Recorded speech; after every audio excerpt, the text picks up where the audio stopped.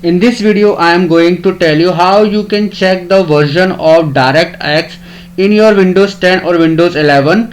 So first of all you need to press Windows plus R. So just you need to open the run command, and herein you need to type DxDiag and just press on OK. So this window will pop up, DirectX diagnostic tool, and herein you can see at the bottom you can see DirectX version DirectX 12 is showing.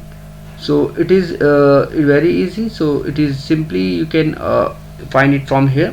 And if you want to update the version, what you need to do, you need to go to your Windows update. In Windows search you can simply type update and look for Windows update, and this is the best option to update DirectX. You need to install the Windows update in your system.